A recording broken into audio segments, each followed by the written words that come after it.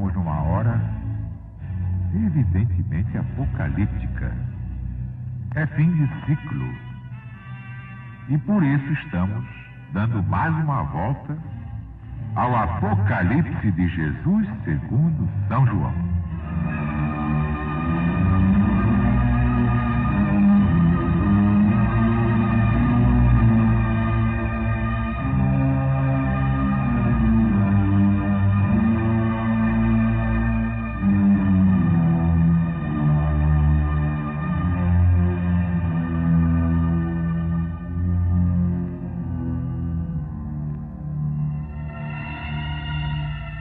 Vi levantar-se do mar uma besta que tinha 7 cabeças e 10 chifres, e sobre os seus chifres 10 diademas, e sobre as suas cabeças nomes de blasfêmia. E esta besta que eu vi era semelhante a um leopardo,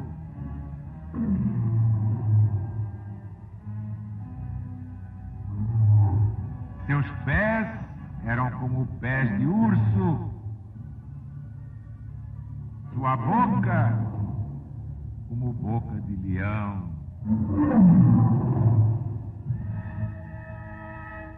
E o dragão lhe deu a sua força e o seu grande poder.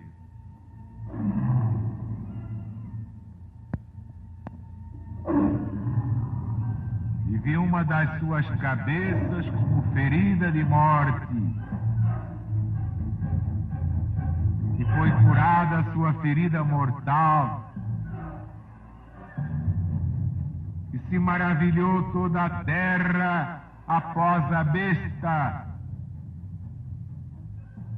e adoraram ao dragão que deu poder à besta, e adoraram a besta dizendo: quem há semelhante à besta? Quem poderá pelejar contra ela?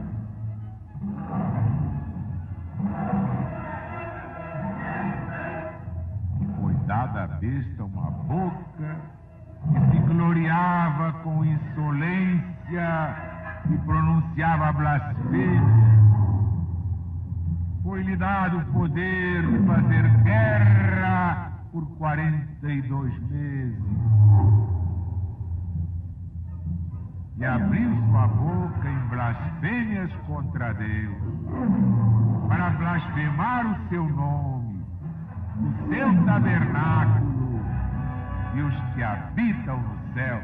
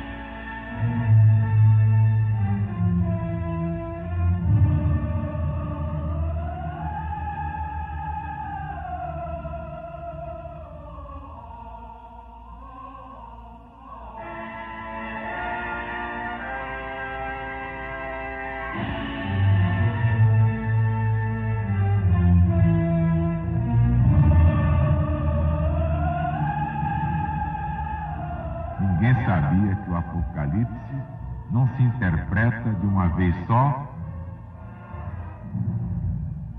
mas ao contrário, em ciclos múltiplos. Daí a perenidade do livro. Seria absurdo que Jesus fosse colocar no final da Bíblia Sagrada o mais importante livro para se superar os acontecimentos do princípio do cristianismo.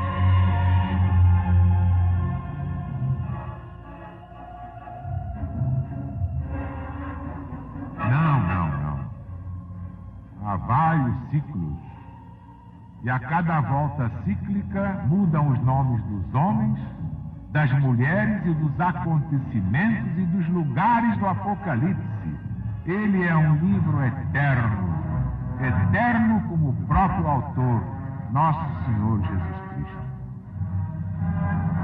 Mas vamos à primeira volta cíclica, e o que for possível, equiparamos às demais.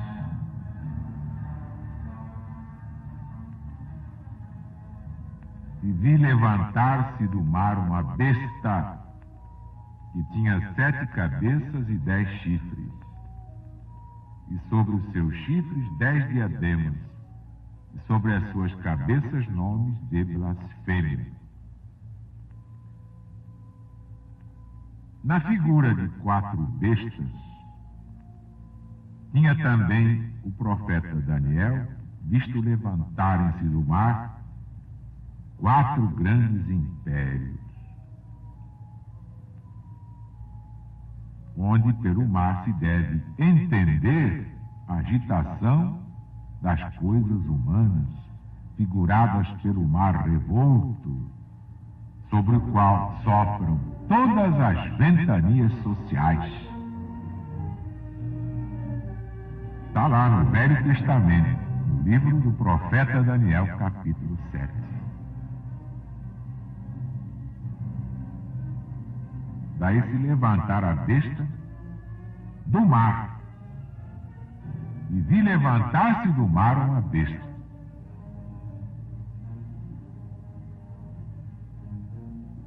Tinha 7 cabeças e 10 chifres. O capítulo 17 deste Apocalipse, que é verdadeiramente a chave de todas as suas profecias, nos descobre que esta besta é o Império de Roma, pois nele claramente diz São João que as 7 cabeças da besta são 7 montes em que a prostituta está sentada. Diz mais que as 7 mesmas cabeças são 7 reis. Na frase dos gregos, a qual também seguiu Eusébio no livro 8, reis se chamam os 7 Augustos, os 7 Césares imperadores, que então governavam. Basta ver Aurélio Diocleciano, Maximiano Hercúleo, Galério Maximiano, Constâncio Cloro, pai de Constantino, Magno Maxêncio, filho natural de Maximiano Hercúleo, Maximino e Licínio, filhos adotivos de Galério Maximiano.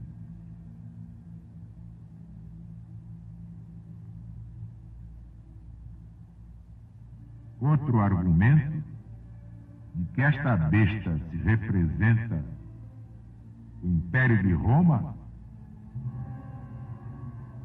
é que no mesmo capítulo 17 se diz claramente que a prostituta sentada sobre a besta era a grande Babilônia, em que a antiguidade reconheceu Roma no fim da primeira epístola de São Pedro Apóstolo.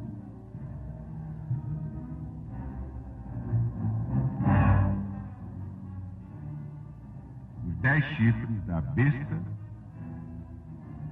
simbolizam os 10 reis, ou as 10 nações em que se dividiu pelo tempo adiante o Império de Roma.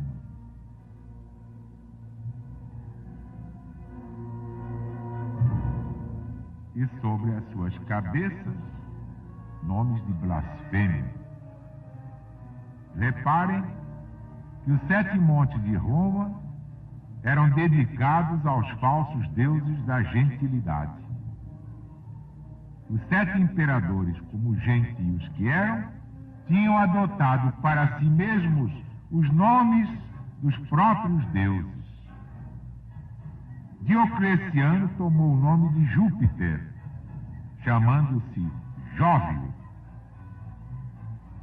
Maximiano, o de Hércules, chamando-se Hercúleo. O outro Maximiano, o de filho de Marte. E Lactâncio, na sua obra capítulo 50, adverte que os soberbos títulos de Jóvios e de Hercúleos que Diocleciano e Maximiano tinham adotado passaram aos seus sucessores. É muita blasfêmia. E eis aqui os nomes de blasfêmias nas 7 cabeças da besta. Mas isso foi na primeira volta cíclica. E agora, quem é a besta, hein? Era Roma, Império Romano. E agora, qual é a besta, hein? Nós vamos dizer.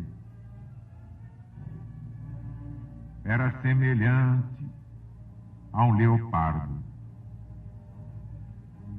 A figura do leopardo fazia o corpo da besta.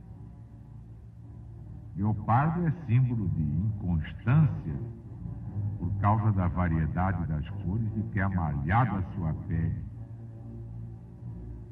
Por isso os estudiosos de Daniel lhe aplicam os costumes inconstantes de Alexandre. Mas estes caracteres não convêm aqui menos a Maximiano Hercúleo, de uma inconstância a toda a prova. Larga o império, torna a tomar o império, e desta segunda vez se dá bem, primeiramente com seu filho Maximiano, logo pouco depois, cioso dele, o quer perder. Ora se faz amigo de Galério e logo o quer arruinar. Por último, se une com seu genro Constantino, mas depois se põe contra ele. É o leopardo. Por isso São João forma do leopardo o corpo da besta. Seus pés como pés de urso. Este, meus amigos, é Galério Maximiano, animal vindo do norte, a quem o seu humor selvagem e brutal, inclusive a sua enorme grossura e ainda o seu aspecto carrancudo e feroz, faziam parecer mesmo um urso. E como seu semelhante, observa Lactâncio. Galério gostava muito de ter consigo o próprio animal chamado urso. Eram 2 ursos cordiais. E a sua boca como boca de leão. Já este é Diocleciano. Neste corpo monstruoso, era como a primeira cabeça que logo se apresentava, porque ele era o primeiro imperador que tinha adotado os outros, como é sabido pela história.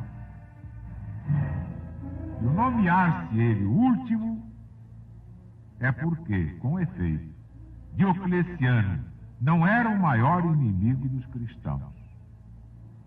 Galério Maximiano foi quem o incitou e constrangeu a passar aquele cruel edito, como também a renunciar ao Império Romano.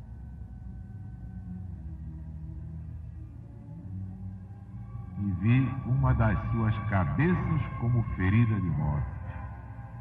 É Maximiano.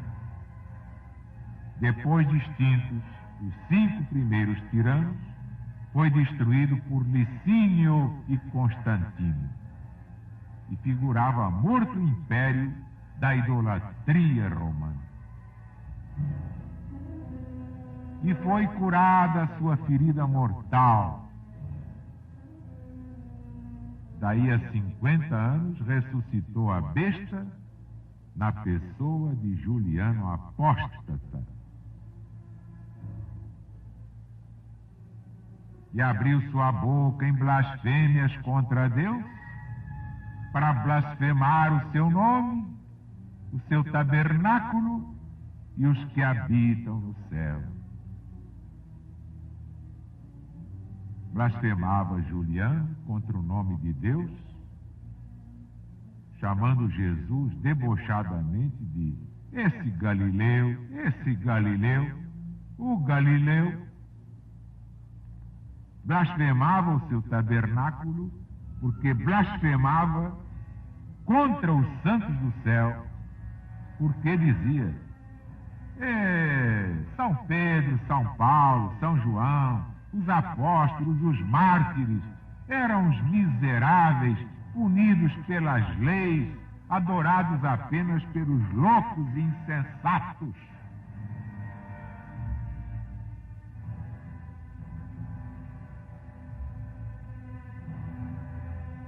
Eis aí como se explica: curada a sua ferida mortal, para blasfemar contra o cristianismo,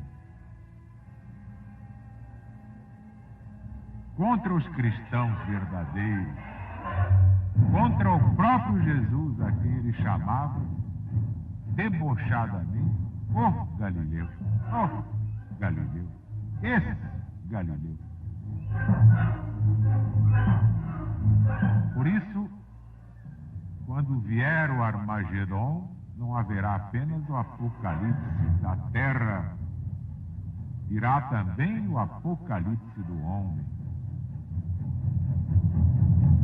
É o macrocosmo no microcosmo, na visão de André Luiz. O apocalipse do homem se multiplica e faz o apocalipse do nosso planeta. No macrocosmo, a casa planetária onde evoluem os homens terrestres é um simples departamento do nosso sistema solar, que por sua vez é modesto conjunto da vida no rio de sóis da Via Láctea. A esfera da crosta, em cálculo aproximado, dista do Sol 150 milhões de quilômetros. Distância essa que é percorrida pela luz em 8 minutos e 15 segundos, na média de 300 mil quilômetros por segundo. Nosso Sol é 1.300.000 vezes maior do que a Terra, mas comparado a outros pais de sistemas planetários, nosso Sol é astro humilde na brilhante comunidade cósmica. A estrela Sírius é 12 vezes maior do que o Sol. Capela é 5.800 vezes maior. No diâmetro de Arcturus caberiam milhares de sóis iguais ao nosso. E somente em Canopus poderiam aglomerar-se 8.760 sóis.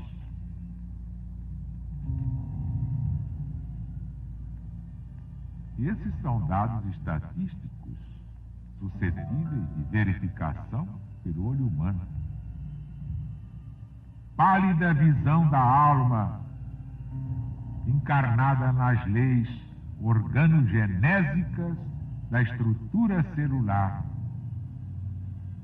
sem nos referirmos diretamente as esferas múltiplas, situadas em diferentes planos vibratórios, a se apressarem em mundos maravilhosos, inacessíveis à observação do homem terrestre.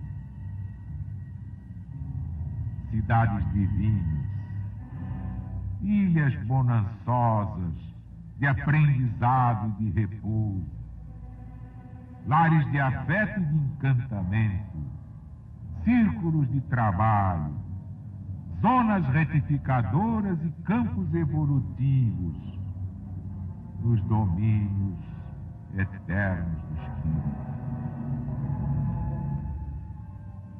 Já no microcosmo, a casa orgânica chamada corpo, onde habita o Espírito, em estágio passageiro de aprendizado e elevação, é formada por trilhões de células, obedecendo a diferentes disposições, alimentando-se em parte de carboidratados e proteínas, e quase que exclusivamente de princípios atmosféricos e raios luminosos invisíveis. O corpo humano é senhor de uma cabeça para as instalações mentais, sustentada por uma coluna de 33 vértebras, representada pelo esqueleto, que revela 4 formas diversas de articulações. No ombro, onde os ossos se movem para todos os lados. Nas vértebras, em que se movimentam apenas em 2 sentidos. Nos dedos, onde agem numa direção única. E nos cotovelos, nos quais se movimentam em torno do seu eixo, à maneira de chave. A habitação carnal da alma se caracteriza por 3 andares distintos: crânio, tórax e abdômen. Para edificá-la tecnicamente, constaria a construção de 33 elementos básicos, com 150 articulações e 1000 ligamentos diversos. A fim de mover os múltiplos serviços celulares, a casa orgânica precisa de um motor eletrônico e é o coração. Motor vigoroso, colocado entre grandes artérias, habilitado a suportar a pressão de 20 atmosferas. A casa orgânica é mantida em sua expressão física pela corrente sanguínea, efetuada em 2 percursos: coração, cérebro, coração, e coração, pé, coração, gastando-se 8 e 18 segundos, respectivamente, em cada um dos percursos referidos.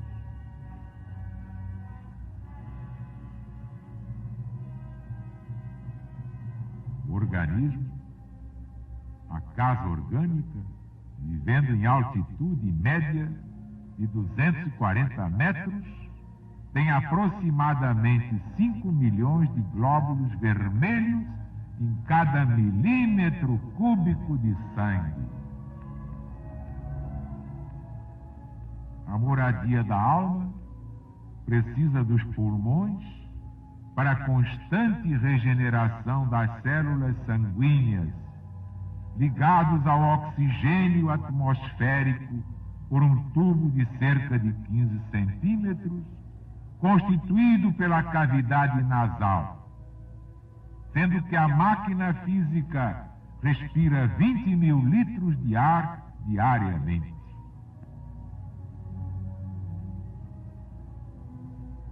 Os processos mentais de variada espécie A morada física dispõe de um telégrafo especial que é o sistema nervoso. A mais perfeita rede de comunicações em toda a superfície planetária deste planeta.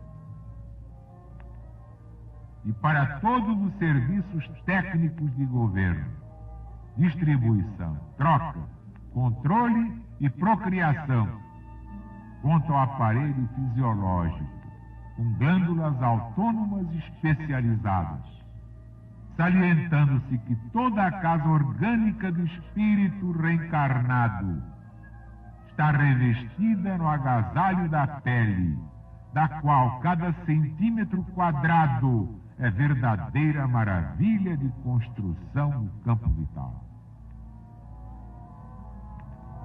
Nesse universo microscópico, expresso na organização fisiológica, existem mundos de bacilos, existem prodigiosas cidades celulares,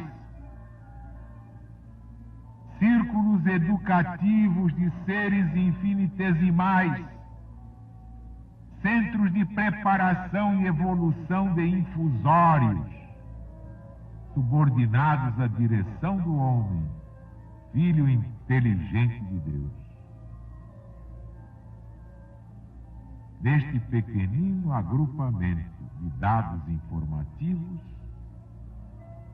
apresentamos pálida síntese de vastos conhecimentos que a ciência humana já conseguiu catalogar. Entretanto, quase sempre cega para a luz divina, se lhe pedirmos a legítima solução dos problemas referentes ao destino do homem, a ciência terrestre, com sorriso irônico, nos responde que a existência de Deus e a imortalidade da alma são apenas duas hipóteses universais. Por isso haverá o apocalipse da terra e o apocalipse do homem. Quem viver, verá. Que a paz de Deus esteja com todos, para que meditem bem. Ignorar a Bíblia Sagrada é ignorar o seu destino, porque aqui está o planejamento até o ano 2000. Quem não sabe Bíblia, não sabe nada. É um bobo alegre, um pascoalhão. É um defunto ambulante. Para aqueles que estudam, que amam a Deus e ao próximo, mas como Jesus amou o seu próximo, as bem-aventuranças do Sermão da Montanha.